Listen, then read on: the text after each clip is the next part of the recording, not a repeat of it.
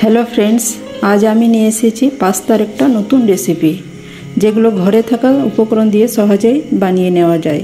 তো চলুন বন্ধুরা, রেসিপিটা শুরু করা যাক। একটা গামলায় আমি নিয়ে নিয়েছি 2 কাপ মতো পাস্তা। এবার আমি গ্যাসের ফ্লেমটা অন করে কড়াইয়ে পরিমাণ মতো জল দিয়ে দিলাম। পাস্তাগুলো জলটা যখন ফুটে উঠবে তখন আমি পাস্তাগুলো এর মধ্যে দিয়ে দেবো। তার আগে আমি জলটাতে 1 চা চামচের মতো লবণ দিয়ে দিচ্ছি। এবার দেখুন জলটা আস্তে আস্তে ফুটে আসছে। এর মধ্যে আমি ঢেলে দেবো পাস্তাগুলো। এই সময় পাস্তাটা সবসময় নাড়াচাড়া করতে হবে, তা না হলে কড়াইয়ে লেগে যাবার সম্ভাবনা থাকবে। এই সময় গ্যাসের ফ্লেমটা হাই করে রাখতে হবে, যাতে পাস্তাগুলো একে অপরের সাথে না লেগে যায়। পাস্তাটা সেদ্ধ হতে মোটামুটি 7 থেকে 8 মিনিট সময় লাগলো। এবার আমি গ্যাসের ফ্লেমটা অফ করে দিচ্ছি। এবার আমি পাস্তাগুলোকে ছেঁকে তুলে নিচ্ছি।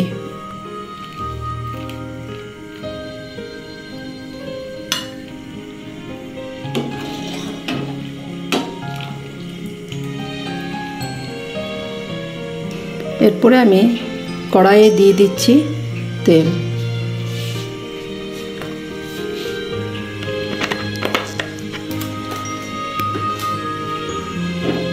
তেলটা গরম হয়ে এসেছে। এরপর দিয়ে দিচ্ছি আমি কুচানো পেঁয়াজ।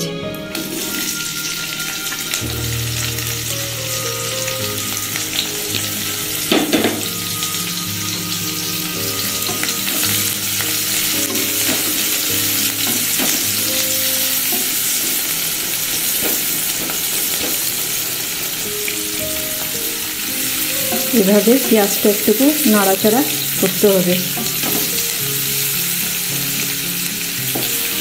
এই সময় গ্যাসের ফ্লেমটা মিডিয়ামে রাখতে হবে। এবার এর মধ্যে দিয়ে দেব আমি কুচানো গাজর।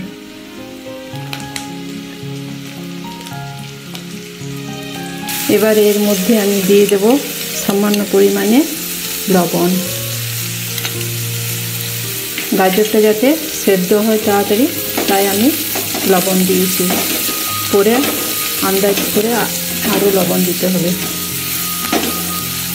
এরপরে দিয়ে দেবো আমি কেটে রাখা লঙ্কাগুলো, দিয়ে দেবো কেটে রাখা টমেটোগুলো, আর দিয়ে দিচ্ছি ক্যাপসিকামগুলো।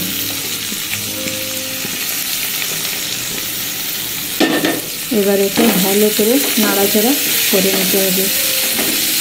এই সময় আমি গ্যাসের ফ্লেমটা মিডিয়ামে রেখেছি।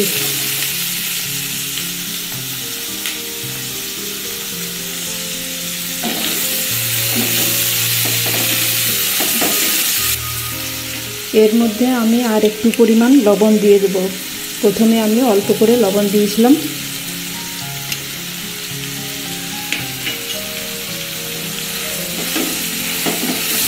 এবার এর মধ্যে দিয়ে দিচ্ছি 1 চা চামচ পরিমাণ সয়া সস। দিয়ে দিলাম 1 চা চামচ পরিমাণ ভিনেগার। দিয়ে দিচ্ছি সামান্য পরিমাণ লঙ্কা গুঁড়ো।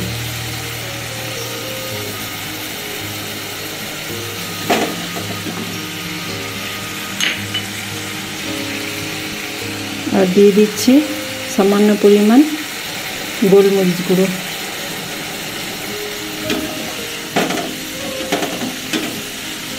এবার এটা ভালো করে নাড়াচাড়া করে মাখিয়ে নিতে হবে। এবার আমি এর মধ্যে দিয়ে দেব সামান্য পরিমাণ জল।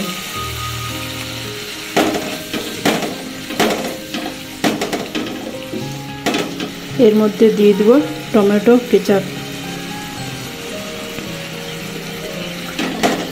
এবারে আমি দিয়ে দিচ্ছি সামান্য পরিমাণ চিলি সস। আপনারা চাইলে এটা নিজেদের ইচ্ছা মতো দিতে পারেন। এরপর আমি দিয়ে দিচ্ছি সেদ্ধ করে রাখা পাস্তাগুলো।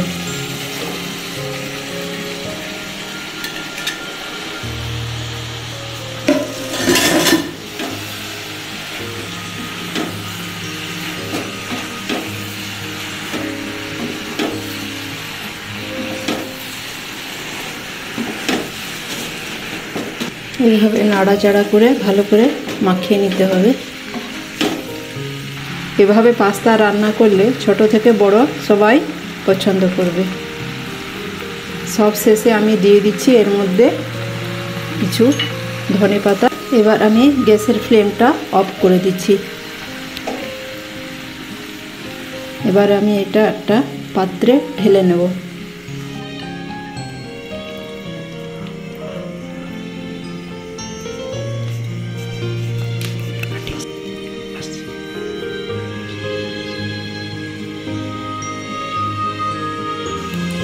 আমার ভিডিওটা যদি ভালো লেগে থাকে তাহলে আমার চ্যানেলটাকে লাইক করুন, সাবস্ক্রাইব করুন।